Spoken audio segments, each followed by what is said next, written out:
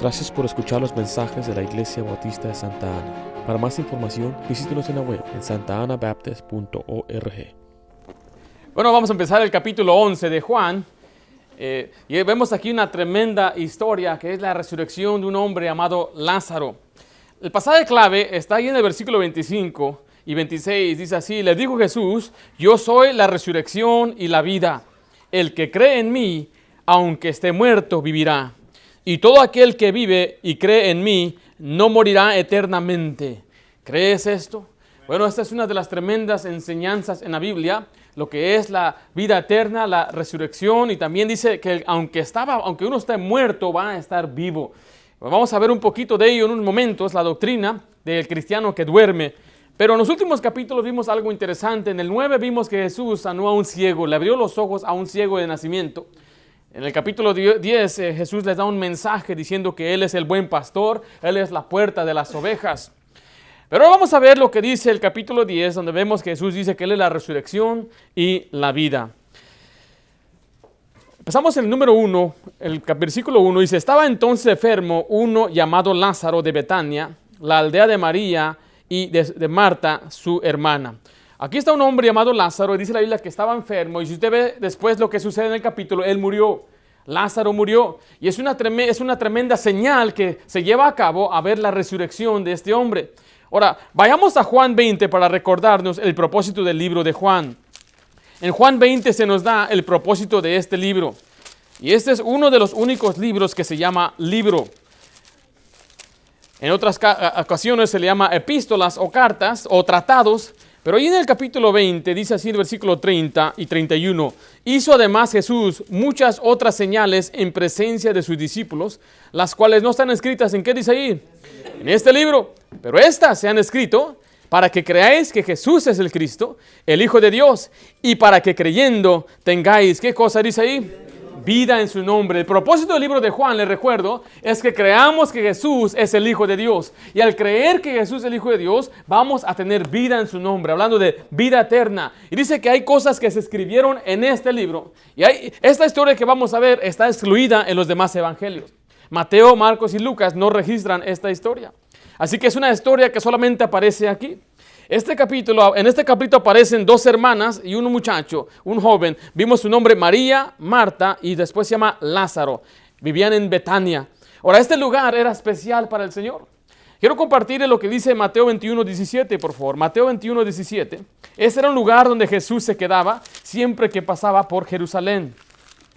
Jesús llegaba a la casa de estas mujeres. Ellos hospedaban a Jesucristo mientras Él salía de día, tal vez a predicar y a enseñar en Jerusalén, y cuando terminaba regresaba a Betania. Betania era una ciudad ahí a la orilla de Jerusalén. Dice así el versículo 17, Mateo 21:17. Aquí Jesucristo acaba de sanar a gente en el templo, y después él tuvo que reprender a los sacerdotes. Y dice el versículo 17, y dejándolos, salió fuera de la ciudad. ¿A dónde fue? A Betania, y posó allí. Ahí nos demuestra la Biblia que este lugar era el lugar central donde Jesús se quedaba cuando Él venía o cuando Él iba a Jerusalén. Estas hermanas eran unas que recibieron a Jesucristo.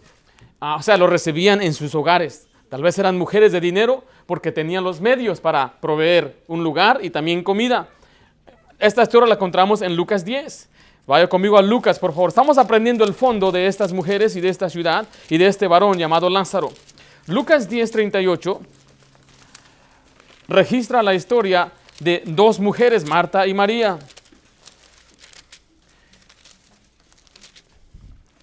Dice el versículo 38, aconteció que yendo de camino entró en una aldea y una mujer llamada Marta, mire ahí, le recibió en su casa. Esta tenía una hermana que se llamaba María, la cual, sentándose a los pies de Jesús, oía su palabra. Pero Marta se preocupaba con muchos quehaceres y acercándose dijo: Señor, ¿no te da cuidado de que mi hermana me deje servir sola? Dile pues que me ayude. Respondió Jesús, le dijo: Marta, Marta, afanada y turbada estás con muchas cosas, pero solo una cosa es necesaria, y María ha escogido la buena parte, la cual no le será quitada. Estas mujeres obviamente querían estar con el Señor Jesucristo. Marta, asumimos que es la hermana mayor y asumimos que es la que se encargaba de todo el trabajo de organizar y traer la comida. Y creemos que María era la menor. Y pues vemos ahí que María tenía un interés por escuchar más que servir. Y Marta le decía, Señor, no mira nomás, mi hermana está ahí sin hacer nada. Y el Señor ahí la reprendió a ella, le dijo que ella escogió la mejor parte. María era una mujer especial en la Biblia. Vaya conmigo a Marcos, por favor, capítulo 14. Y vamos a ver ahí lo que hizo María. Marcos 14.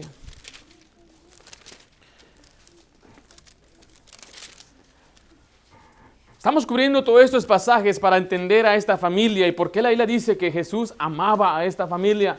Esta familia era una familia que se entregó al Señor. No menciona esposo ahí. No sabemos si eran viudas las mujeres. No sabemos si eran mujeres solteras. Pero sabemos que vivían juntas y eran familia. Y un tremendo ejemplo que nos dan a nosotros a seguir. Dice ahí en Marcos capítulo 14. Versículo 3 dice, pero estando él, ¿en dónde dice ahí? Betania, recuerde, ¿dónde vivían estas mujeres? En Betania, en casa de Simón el leproso, y sentado a la mesa, mire, vino una mujer con un vaso de alabastro de perfume de nardo puro, de mucho precio, y quebrando el vaso del alabastro, se lo derramó sobre su cabeza. Aquí viene esta mujer, le presenta un perfume al Señor. Si usted ve lo que dice ahí el versículo 5, dice que este era un perfume caro, dice, porque podía haberse vendido por más de 300 denarios. Alguien dijo una vez que 300 denarios equivale a la ganancia de un año. Estamos hablando que era algo de mucho precio. Y esta mujer vino y se lo derramó a Jesucristo y después con sus lágrimas le lavaba los pies. Y mucha gente la empezó a criticar. Dice versículo 6, pero Jesús dijo, dejadla, ¿por qué la molestáis? Buena obra me ha hecho. Siempre tendréis a los pobres con vosotros, y cuando queráis les podréis hacer bien. Pero a mí no siempre me tendréis. Esta ha hecho lo que podía, porque se ha anticipado a ungir mi cuerpo para la sepultura. De cierto os digo que donde quiera que se predicase este evangelio en todo el mundo, también se contará lo que ésta ha hecho para memoria de ella. Está diciendo que está marcado por la eternidad lo que esta mujer hizo. Donde quiera que se predica la Biblia, la gente va a conocer lo que hizo María. Pero yo me acuerdo ver dónde dice María. No dice María ahí. Bueno, tenemos que regresar a Juan capítulo 11 para que el Señor nos dé luz de este pasaje. Juan 11 dice el versículo 2. ¿Estamos ahí? Dice María, cuyo hermano Lázaro estaba enfermo. Mire, fue la que ungió al Señor. ¿Con qué? Con perfume, y le enjugó los pies con sus cabellos. Entonces ya estamos viendo que esta era esa mujer. Ahora, Juan asume que usted conoce los otros evangelios. Los otros evangelios no mencionan el nombre de María. Pero ahora vemos que Juan lo registra aquí. Y vemos entonces que Marta y María tenían un lugar muy especial en el corazón de Jesús. Dice el versículo 5 así, y amaba Jesús a Marta y a su hermana y a Lázaro. Es una tremenda afirmación que el Señor diga, yo amo a fulano de tal. Y usted dice, pastor, eso no es algo raro, ¿no? ¿Qué no se supone que Dios ama a todo el mundo? De tal manera amó Dios al mundo que ha dado a su Hijo unigénito. ¿Qué no dice la Biblia? Más Dios muestra su amor para con nosotros en que siendo un pecador Cristo murió por nosotros. ¿Qué no dice la Biblia? Que aún estando muertos en delitos y pecados, por su gran amor con que nos amó. Sí, la Biblia nos enseña que Dios ama a la humanidad, ama a su creación, claro que sí. Y sí nos ama como sus hijos también. Pero quiero compartirle un amor más personal. Vaya conmigo a Juan 14, 21. Juan 14, versículo 21. Este es el amor que usted y yo debemos anhelar. Yo sé que hay muchos creyentes que aman a Dios. Tienen un afecto hacia Dios. Nunca se atreverían a ofender a Dios, ni a insultar a Dios, ni a decir que lo aborrecen. Pero vamos a ir a un amor a un siguiente nivel. El amor de hacer lo que Él nos pide. Dice Juan 14, 21 de esta manera. El que tiene mis mandamientos y los guarda, ese es el que me ama. Y el que me ama, mire, será amado por mi Padre, mire, y yo le amaré y me manifestaré a Él. Este es un amor más íntimo. Cuando el Señor responde al amor que usted le está dando a Él. Ahora, el Señor nos amó primero a nosotros, así dice la Biblia. Vaya conmigo, primero de Juan 4, versículo 19. Uno no puede amar a Dios sin antes entender y comprender el amor que Dios tiene hacia uno. Primero de Juan 4, 19. Nuestros hijos aprenden a amarnos a nosotros al responder al amor que nosotros les damos a ellos. ¿Se acuerda algunos de ustedes varones cuando estaban conquistando a sus esposas? Las que ahora son sus esposas. Algunas de las mujeres no querían nada con ustedes. No, yo qué voy a hacer con ese. No. Pero usted le demostraba cariño y amor y de pronto ella empezó a responder a ese amor. Porque usted le amó primero. Bueno, así dice la Biblia, apenas de Juan 4:19. Nosotros le amamos a Él. ¿Por qué? Porque Él nos amó primero. Mire, uno de los mandamientos principales, el principal mandamiento en la ley es que amemos a Dios. Y Dios quiere que le amemos de corazón, que amemos al Señor. Y cuando le amamos, vamos a guardar sus mandamientos. Y cuando aguardamos sus mandamientos, Él entonces nos da un amor más personal que el que ya nos ha dado. Por eso dice la Biblia que Jesús amaba a Marta y a sus hermanos. ¿Por qué? Porque estos amaban al Señor. Siempre que Jesús venía, preparaban lugar. Señor, aquí tienes un lugar para ti. ¿En qué te podemos servir, Señor? Aquella mujer tomó aquel perfume caro y lo derramó sobre Jesucristo. Siempre pensaban en Jesús. ¿Cómo estará Jesús? Jesús, ¿necesitas algo? Hablando terrenalmente. Jesús necesita algo. En algo le podemos apoyar, Señor Jesús. Ellos pensaban en Jesús. Ellos pasaban tiempo con Jesús. Ellos amaban a Jesús. Por eso Jesús dice que los amaba. Déjele una pregunta. ¿Jesús la ama a usted? No me refiero en el sentido que le ama en su salvación y que ya lo ha perdonado, ni que es su creación. Le refiero, usted ama a Dios, usted guarda sus mandamientos y en cambio Dios le da un amor personal más íntimo. Usted siente el amor de Dios en su vida. Es una tremenda enseñanza de esta familia. Bueno, esta familia ahora nos presenta un problema. Dice el versículo 2 ahí de nuevo, María, cuyo hermano Lázaro, ¿qué dice, hermanos? Estaba enfermo. Dice el versículo 3, enviaron pues las hermanas para decir a Jesús, Señor, he aquí al que amas está enfermo. ¿Cuál era el propósito de dejarle saber a Jesús que Lázaro estaba enfermo? ¿Qué esperaban ellas? Que lo sanara. Ellas habían visto a Jesús sanar a mucha gente. Ellas habían visto a Jesús abrir los ojos de los ciegos, levantar a los cojos. Ahora decía, nuestro Lázaro está enfermo. ¿Cómo ahora Jesús no lo va a sanar a él? Ellos mandaron a Jesús para que le sanara, pero si usted ve la historia, ¿qué hizo Jesús? No fue, se quedó. Y mientras él se quedó ahí, ¿qué pasó con Lázaro? Él se murió. Ahora, esta enfermedad, según la Biblia, dice que fue por voluntad de Dios. Dice ahí en el versículo 4, oyéndolo Jesús dijo, esta enfermedad no es para muerte, sino para la gloria de Dios, para que el Hijo de Dios sea glorificado por ella. Este pasaje está diciendo que Jesús sabía que se iba a enfermar. Es posible que Él mismo lo enfermó para que muriera y después Él mismo lo resucitara para que Él fuera glorificado. Vaya conmigo a Juan 9 y le recuerdo el pasaje de que no toda enfermedad viene por pecado o por algún mal que hemos hecho. Dice ahí en Juan 9, al pasar Jesús vio un hombre ciego de nacimiento y le preguntaron sus discípulos diciendo, Rabí, ¿quién pecó, este o sus padres, para que haya nacido ciego? ¿Recuerda esta historia? Estaba un cieguito ahí y decían, de seguro él está ahí por un pecado que hizo. O si no fue él, de seguro fueron sus padres los que hicieron un pecado. Y Jesucristo lo reprende, le dice el 3, respondió Jesús, no es que pecó este ni sus padres, sino para que las obras de Dios se manifiesten en él. O sea que no toda enfermedad viene por causa del pecado y no toda la muerte viene por causa del pecado. Ahora, hay pecados que sí traen la muerte a la gente. La ley dice que debemos examinarnos los unos mismos para que no seamos juzgados con el mundo, porque hay muchos que duermen, dice la Biblia, muchos que han muerto a causa de su pecado. Acompáñenme por favor ahí a 1 de Pedro capítulo 4, que nos enseña también que la persecución o los ataques del mundo hacia el cristiano muchas veces viene por voluntad de Dios. Dios quiere que usted y yo muchas veces pasemos por tribulaciones. Dice ahí el versículo 12, 1 de Pedro 4, versículo 12 en adelante. ¿Estamos ahí, hermanos? Amén. Amados, no os sorprendáis del fuego de prueba que os ha sobrevenido, como si alguna cosa extraña os aconteciese, sino gozaos por cuanto sois participantes de ¿qué cosa?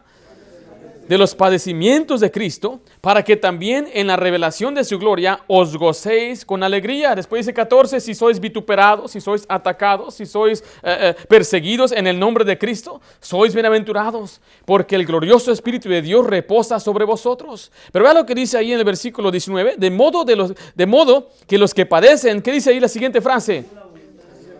Según la voluntad de Dios, encomienden sus almas al fiel Creador y hagan el bien. Este pasaje dice que mucha gente hoy padece, sufre a causa de Cristo por voluntad de Dios, que Dios así lo quiere.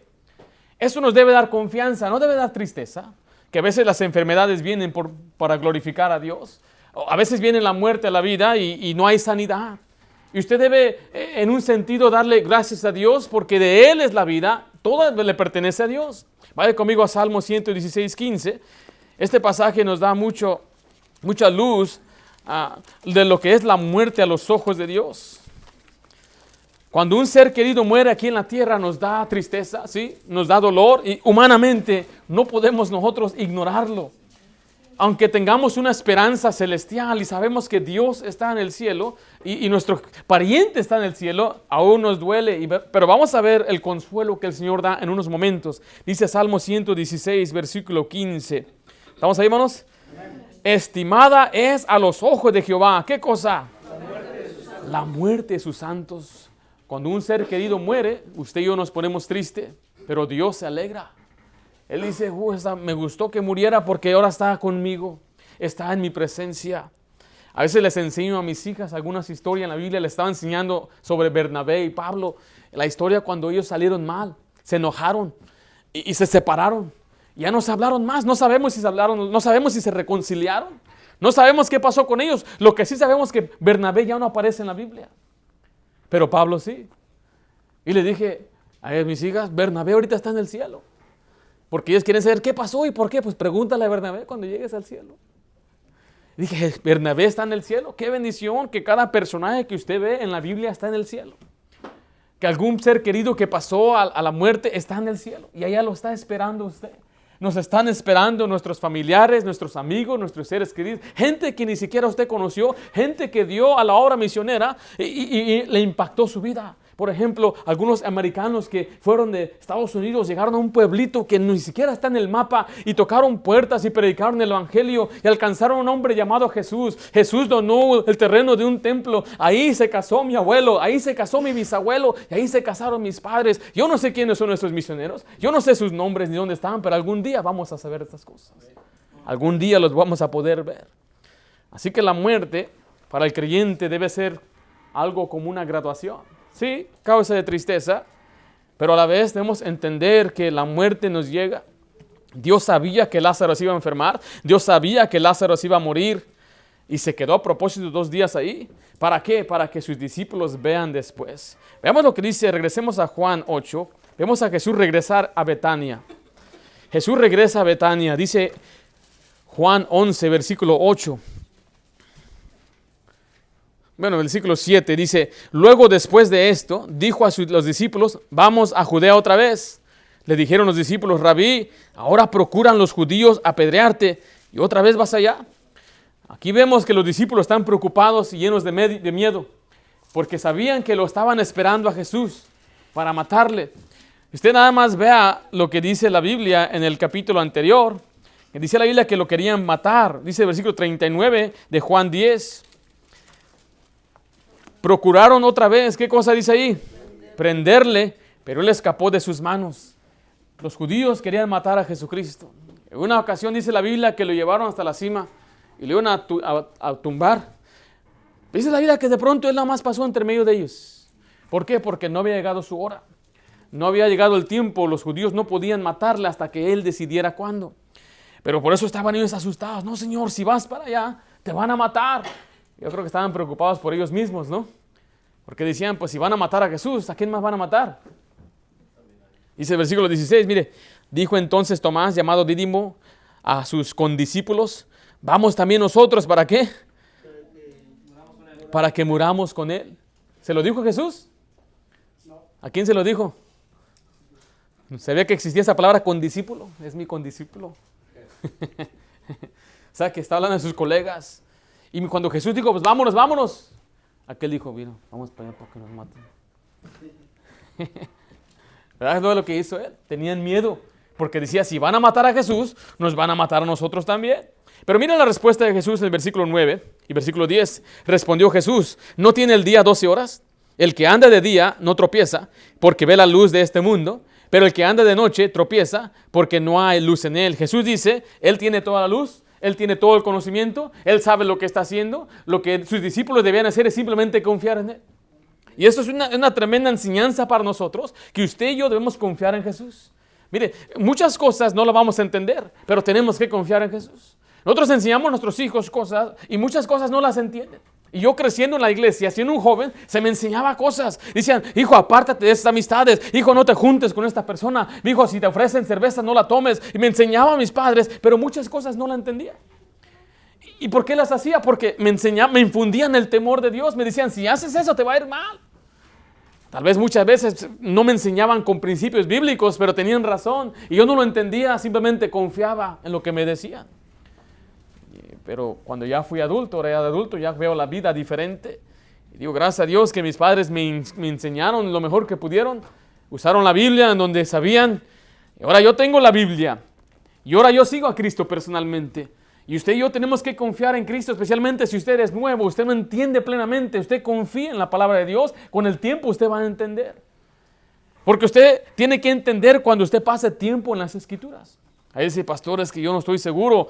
Bueno, usted ya leyó su Biblia de pasta a pasta. Todavía no. Cuando la lea, léala otra vez y va a entender mejor la Biblia. Y ya cuando pasen 2, 3, 4 años, leído la Biblia unas 5 veces, usted va a tener un pleno entendimiento de la palabra de Dios y va a decir, pues no, ahora ya entiendo, ya comprendo más las cosas.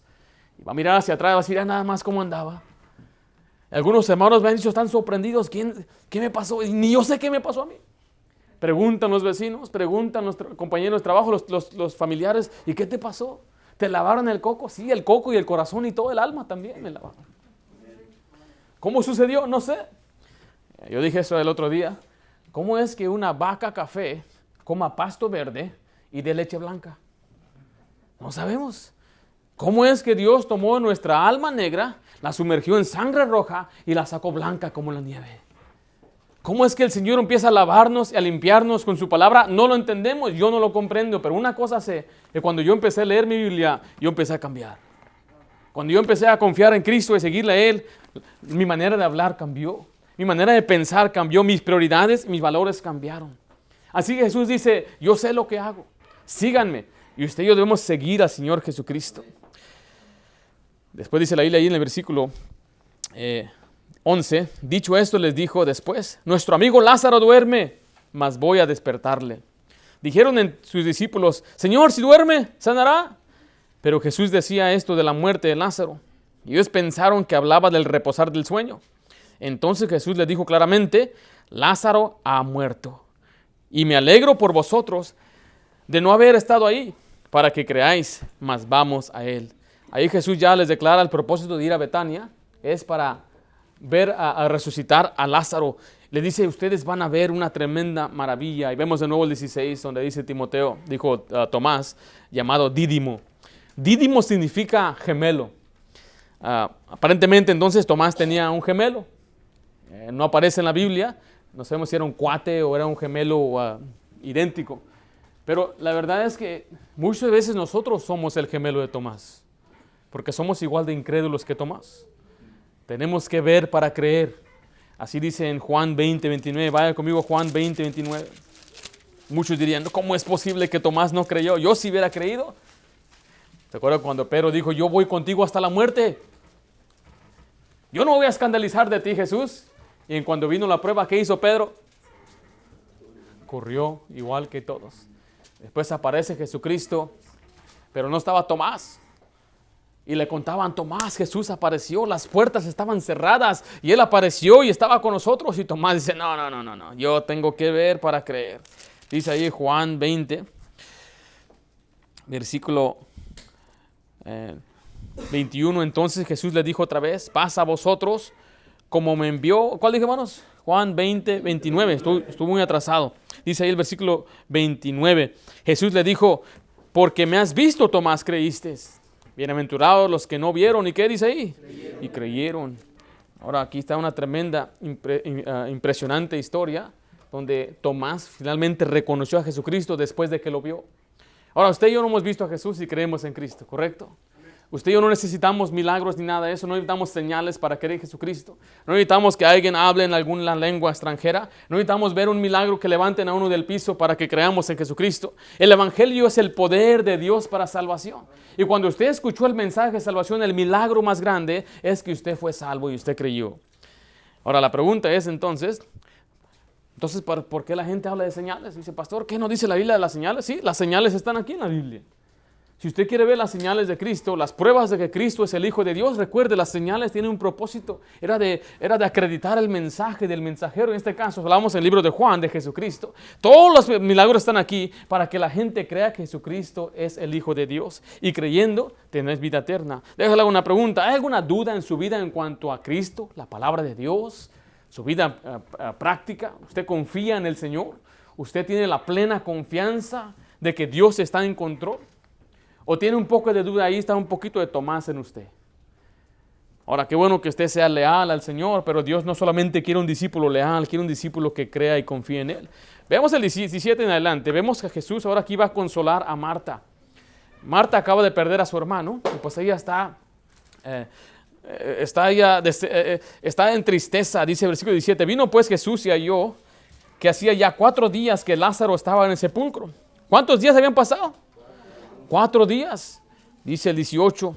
Betania estaba cerca de Jerusalén, como a 15 estadios, y muchos de los judíos habían venido a Marta y a María para consolarla por su hermano. Qué bendición es que tener amigos en la fe que nos consuelan. Para eso es la iglesia. La iglesia es para que nos consolemos los unos a los otros. Vaya conmigo a 2 de Corintios, por favor, capítulo 1. 2 de Corintios, capítulo 1.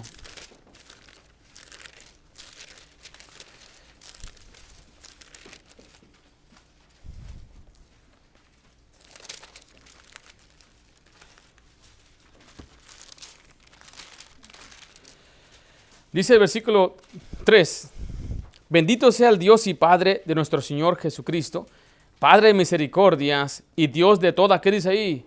Consolación, el cual nos consuela en todas nuestras tribulaciones, para que podamos también nosotros, ¿qué cosa dice ahí?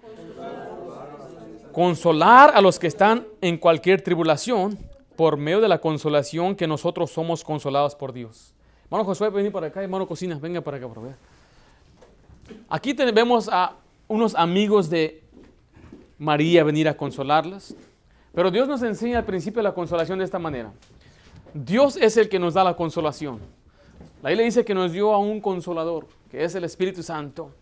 Entonces el hermano Cocina, ¿puedo compartir de Felipe, hermano? Sí. El hermano Cocina perdió un bebecito de 6 días. 7 días. 7 días. Entonces, él sabe que es el dolor de perder una criatura. La ropita, la cunita. Él sabe esto. Y Dios dice que le dio a él esta prueba y lo consoló. Lo consoló en Cristo. Felipe, ¿dónde está? En el cielo. En el cielo. Y un día usted lo va a mirar y lo va a abrazar de nuevo, ¿verdad? Y viene un joven, tiene su primer bebé y le sucede lo mismo. Yo, aunque yo sea su amigo y su pastor, yo no lo puedo consolar a él de la manera que él le puede consolar. Yo le puedo decir, hermano, yo estoy contigo, te amo, oramos juntos, le llamo, pero él sabe exactamente lo que se siente, junto con su esposa. Y Dios nos dice que nos da las tribulaciones para que nosotros podamos consolar a los demás. Esa es la tremenda bendición de las pruebas que usted ha pasado. Porque yo no puedo consolar a una persona que ha perdido a su mamá, porque yo no he perdido a mi madre. Yo no puedo consolar a una persona que ha perdido a su esposa, a sus hijos, que ha perdido, tal vez ha caído en la bancarrota. Yo no sé cómo se siente. No sé cómo se siente tener a una persona enferma en el hogar, pero usted tal vez sí. Y ahora dice Dios, usa esa prueba para ayudar a otros.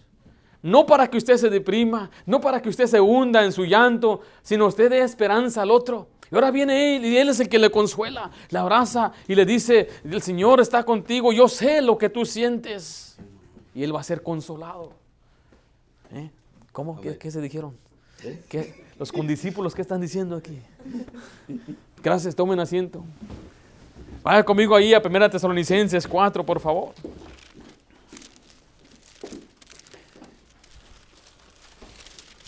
Yo a veces veo a mis hermanos, algunos de nosotros aquí, orar, luchar, que el Señor sane al familiar, que sane al primo, que sane al papá, a la mamá, y estamos orando juntos.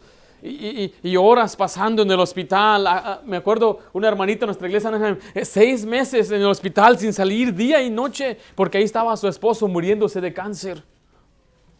Finalmente pierde la lucha, se muere el varón. ¿Qué hacer? ¿Cómo podemos consolar? Bueno, 1 Tesalonicenses capítulo 4, versículo 13 dice: tampoco queremos, hermanos, que ignoréis acerca de los que duermen, para que no os entristezcáis como los otros que no tienen esperanza. Esa palabra es maravillosa, los que duermen, porque el cristiano no muere eternamente. Cuando el cristiano muere, su cuerpo duerme, su alma va al Señor. La Biblia dice en 2 Corintios 5:8, ausente del cuerpo, presente en el Señor.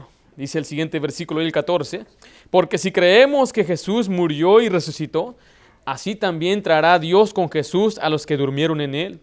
Por lo cual os decimos esto en palabras del Señor, que nosotros que vivimos, que habremos quedado hasta la venida del Señor, no precederemos a los que durmieron. Porque el Señor mismo, con voz de mando, con voz de arcángel y con trompeta de Dios, descenderá del cielo. Mire, y los muertos en Cristo resucitarán primero.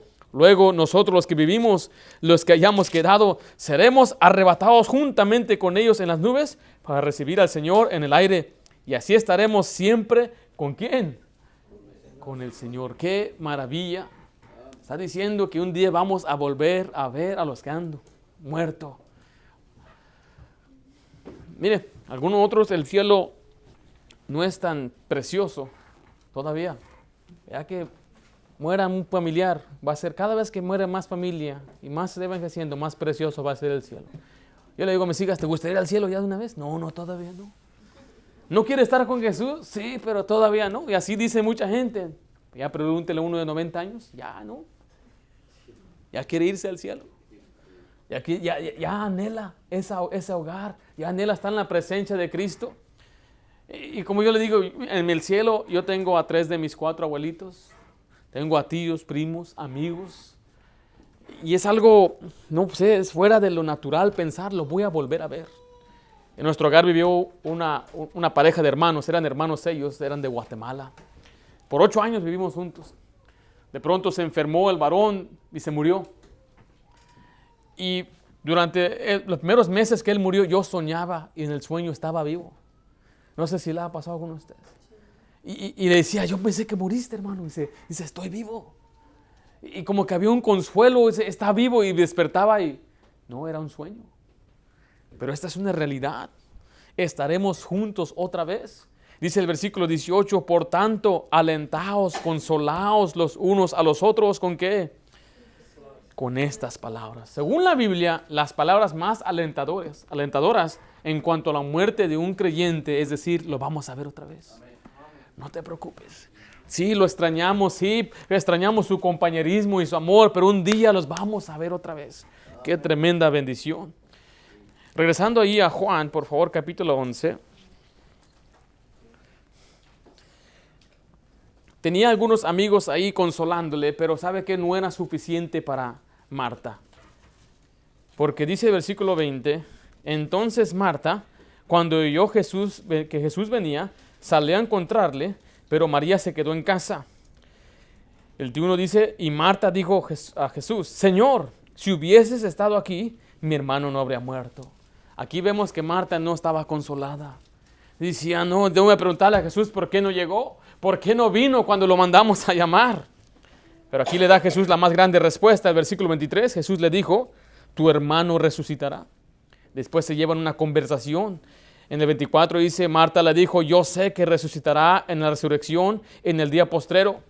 Le dijo Jesús, yo soy la resurrección y la vida. El que cree en mí, aunque esté muerto, ¿qué dice ahí? Vivirá. Qué tremenda bendición, porque está diciendo Marta, yo sé que un día va a resucitar. Pero Jesús le dice, no, un momentito. el que cree en mí, aunque esté muerto, ¿qué? Vivirá. O sea que aunque esté muerto físicamente, está vivo, está consciente. No hay tal cosa de que está dormido y no hay conciencia. Es más, yo le pregunté a una persona que decía, no, es que cuando mueres tu alma duerme y no estás consciente. Cuando usted duerme, supongamos que duerma 8 horas, ¿se siente que son 8 horas? No. ¿Cuánto se siente? Algunos son segundos en cuanto cierran, ya está el gallo cantando, ¿verdad? Entonces, si fuera ese el caso de que una persona duerme, pues todos el dormir es muy rápido. No es como que estoy sintiendo, ya pasaron 10 años dormido. No, el dormir, ¿has escuchado de gente que a veces cae en coma y se despierta, ellos no se recuerdan, y pasó el tiempo como que si fuera nada más una noche para ellos? Bueno, si fuera el caso ese. Pero no, la Biblia dice claramente que aunque esté muerto, vivirá. Es más, Jesús dijo, yo no soy Dios de muertos, sino de vivos. Dice después ahí el versículo 26, y todo aquel que vive y cree en mí, no morirá eternamente. ¿Crees esto? Le dijo, sí, Señor, yo he creído que tú eres el Cristo, el Hijo de Dios que ha venido al mundo. Este pasaje nos demuestra aquí el poder de Jesucristo. Jesús dice, yo lo voy a resucitar.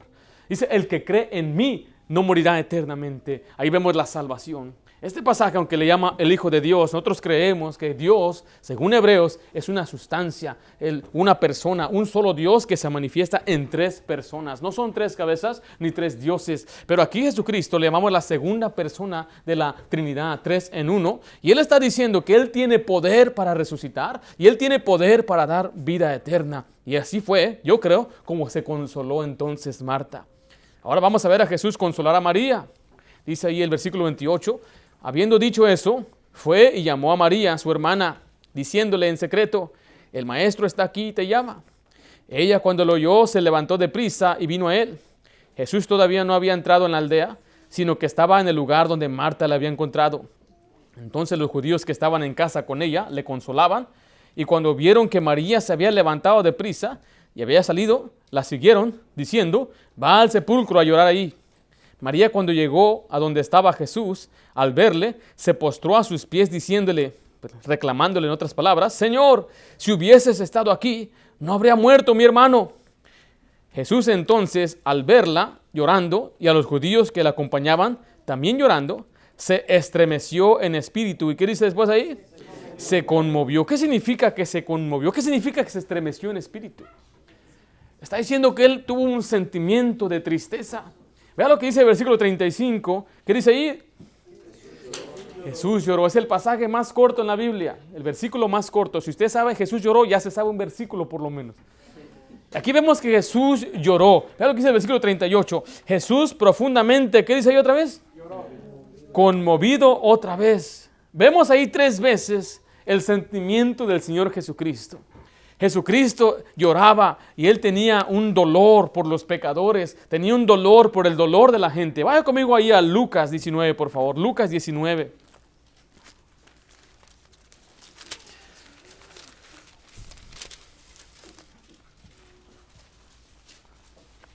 Lucas 19. Dice el versículo 41 de esta manera. ¿Estamos ahí, hermanos? Y cuando llegó cerca de la ciudad, al verla, ¿qué dice la Biblia que hizo Jesús? Lloró sobre ella. Jesús constantemente lloraba. Tenía un dolor intenso en el corazón. Mire, nos demuestra aún la Biblia, desde Génesis 6, que a Dios le dolió su corazón. Lo que hacían los hombres, lo que hacía la humanidad. Vea conmigo a Hebreos 5, por favor, y vemos ahí que Jesús también lloró antes de ir a la cruz.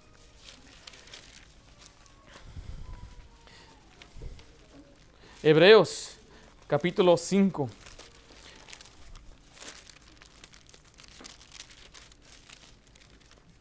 Hebreos 5, dice el versículo 7 de esta manera. Y Cristo, en los días de su carne, ofreciendo ruegos y súplicas con gran clamor, ¿y qué dice? Y lágrimas al que podía librarle de la muerte, fue oído a causa de su temor reverente. Aquí vemos que Jesús, antes de ir a la cruz, Él estaba rogándole al Señor. ¿Sí se acuerdan la historia? Que esta copa pase de mí. Ahora, ¿por qué estaba llorando Jesús? Muchos dicen que Él tenía miedo a morir. Otros decían que él tenía miedo a ser crucificado o tenía miedo que el Señor, el Padre, le diera la espalda. Yo no sé cuál es, hay mucha especulación de lo que es, pero vamos a ver lo que dice Hebreos 12. Yo no creo que él tenía miedo a ir a la cruz. Yo no creo que él tenía miedo a morir. Yo creo que había otro temor en su vida. Tal vez el temor de perder a sus discípulos. Tal vez el temor de que no iba a poder lograr llegar a la cruz. Dice Hebreos 12. ¿Estamos ahí, hermanos? Dice el versículo 3. Bueno, el 2. Puesto los ojos en Jesús, el autor y consumador de la fe, el cual, mire, por el gozo puesto delante de él. ¿Qué hizo, hermanos? Sufrió la cruz. Aquí dice la Biblia que Jesús vio la cruz con gozo. Después dice la siguiente parte, menospreciando, ¿qué cosa? El oprobio. O sea que él dijo, no le importaba que lo iban a bofetear, no le importaba que lo iban a castigar. Dice, él no le importó eso, sino que él tenía su mirada en lo que iba a suceder. Iba a haber gente salva, iba a proveer el camino de salvación para toda la humanidad. Pero vemos entonces en Hebreos 5 que él fue oído. Dios escuchó su oración. Él lloró. Y él estaba ahí con temor. Le vuelvo a decir, podemos especular, hay muchas cosas que podemos decir. Yo personalmente pienso que él estaba agonizando por el temor de perder a sus discípulos o el temor de que no iba a poder él llegar a la cruz porque lo estaban buscando. Y es más, le dijo a sus discípulos que tomaran espadas para defenderle. Ya después, cuando él vio que todo iba a salir como estaba planeado, ya no hubo el temor en él. Es solamente, le digo, una especulación personal. Vaya conmigo también a Salmo 69, 10. El Salmo 69 es un salmo profético de Cristo. Y ahí nos enseña también la profecía que él iba a ser un hombre que iba a ser afligido. Si usted lee Isaías, dice que era un hombre de dolores. Pero vea lo que dice Salmo 69. La pregunta es, ¿por qué lloró Jesús? Versículo 10 dice así, bueno, vamos a ver del 9. Porque me consumió el celo de tu casa. Bueno, desde el 8. Extraño he sido para mis hermanos y desconocido para los hijos de mi madre. Ese sí fue de Jesús. ¿Se acuerdan? Jesús, sus hermanos no creían en él. Sus hermanos decían, pues ve a Jerusalén para que te sigan. Y sus hermanos no creían en él, dice la Biblia. Pero dice, ahora vamos a saltar al 10. Lloré afligiendo con ayuno mi alma. Empieza el pasaje, lloré. Jesucristo era un hombre que derramaba lágrimas. Y quiero decirle a usted que al tener a Jesús, nuestro Salvador, un hombre que tiene dolor, yo creo que él estaba llorando por el dolor de María, porque dice que se conmovió por el dolor de ella. Jesús no estaba triste porque Lázaro murió. La gente pensaba que él amaba, ¿y cuánto la amaba? Pero no fue la razón, no fue su causa. Algunos dicen que era por la causa de la incredulidad, pero tampoco. Si usted ve el contexto, dice ahí que él vio el dolor de María y de los que se conmovían también. Él mismo fue conmovido y él también lloró. Nos da una esperanza a nosotros en Salmo 103, que el Señor se compadece por nosotros. Dios mismo se compadece por nosotros. El Señor duele por nosotros.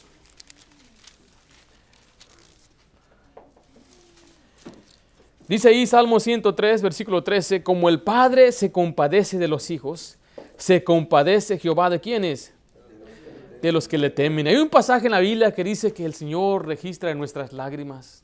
El Señor escucha su lloro. Por eso hay un principio importante en Romanos que dice, gozaos con los que se gozan. ¿Y qué? Y llorad con los que lloran. Debemos llorar juntos. El Señor nos enseñó esto por su propio ejemplo. Es un Dios que sabe y conoce nuestros dolores. Cuando usted entiende esto, usted va a darse cuenta que nuestras tribulaciones, nuestros dolores tienen un propósito. Vimos ahí que la muerte de Lázaro tenía un propósito. En Romanos 5, versículo 3, Pablo nos declara cuál es el propósito de nuestras tribulaciones. Y en muchos otros pasajes, se puede ir a Santiago capítulo 1, primera de Pedro 4, donde acabamos de leer. Pero vea lo que dice ahí Romanos capítulo 5.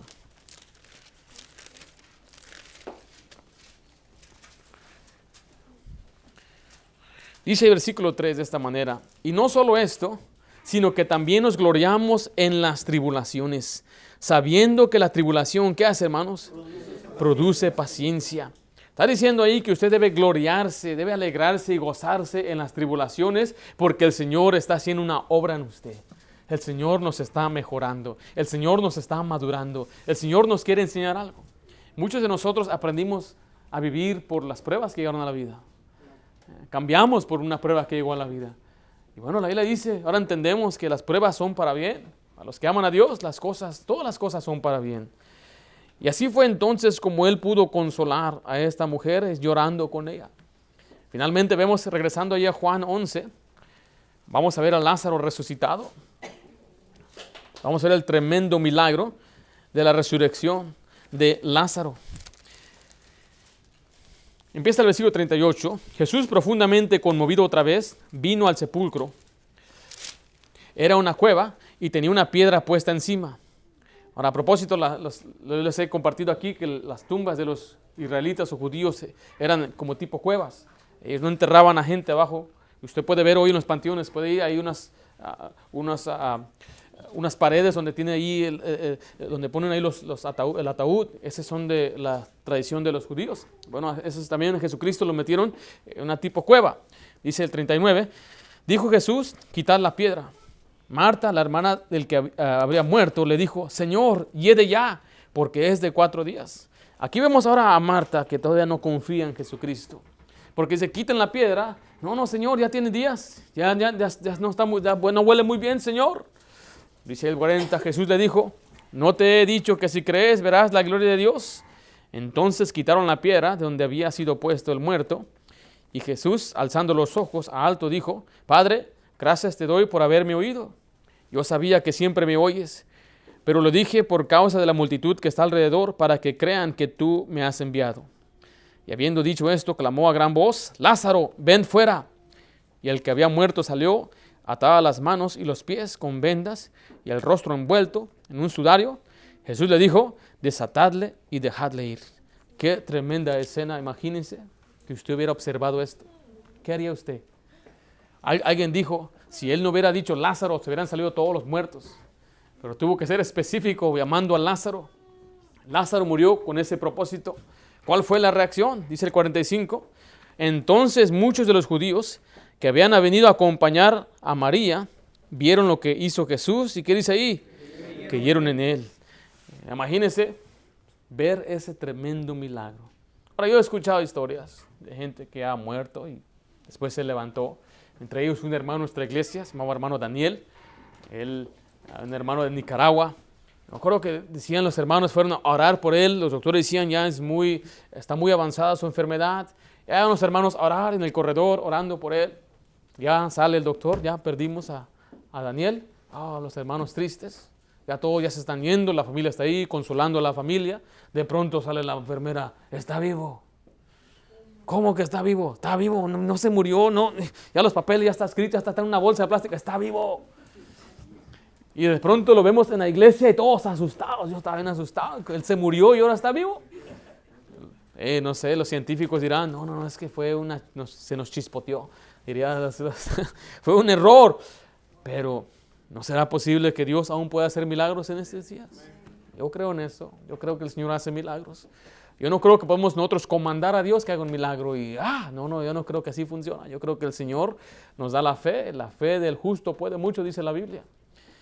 Después dice la Biblia que los amigos de María se convirtieron. ¿Por qué no eran amigos de Marta? Tal vez María era más amigable, tal vez María era una persona que se envolvía más con la gente. Y hay algunos de nosotros que tenemos esa habilidad. Si usted tiene esa habilidad de envolverse con la gente, hablar y hablar, usted debe usarlo para llevarlos a Cristo Jesús. Pero vemos cuál es la otra reacción. Versículo 46 dice así, pero algunos de ellos fueron ¿a quiénes? Los fariseos, los antagonistas en la Biblia, y le dijeron lo que Jesús había hecho. Entonces los principales sacerdotes y los fariseos reunieron el concilio y dijeron, ¿qué haremos? Porque este hombre hace muchas señales. O sea, estos ya están escuchando y viendo los milagros de Cristo y todavía no creen en Él.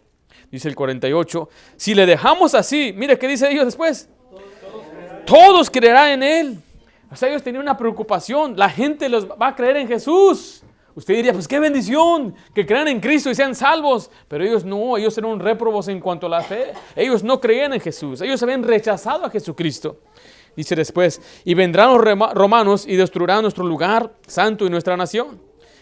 Están infundiendo un temor falso. Dice 49, entonces Caifás, uno de ellos, sumo sacerdote aquel año, le dijo, vosotros no sabéis nada, ni pensáis que no nos conviene que un hombre muera por el pueblo y no toda la nación perezca. Ellos estaban pensando que Jesús iba a hacer una revuelta, iba a convertirse en rey, los romanos iban a sentirse amenazados, iban a querer entonces matar a Jesús. Cuando Jesús nació, ¿se acuerdan quién se sintió amenazado? Herodes se sintió amenazado. ¿Y qué hizo Herodes? Mató a todo niño de 2 años para abajo. Y ellos están diciendo, mira, los romanos se van a sentir amenazados, nos van a quitar el lugar santo, el templo, porque ellos adoraban el templo, era la más grande cosa que ellos tenían. Y decían, los romanos van a quitarnos la nación. Dice, es mejor que muera uno que todo el pueblo. Dice el 51, esto no lo dijo por sí mismo, sino que como era el sumo sacerdote aquel año, profetizó que Jesús había de morir por la nación. Y no solamente por la nación, sino también para congregar en uno a los hijos de Dios que estaban dispersos. Así que desde aquel día acordaron, ¿qué, hermanos?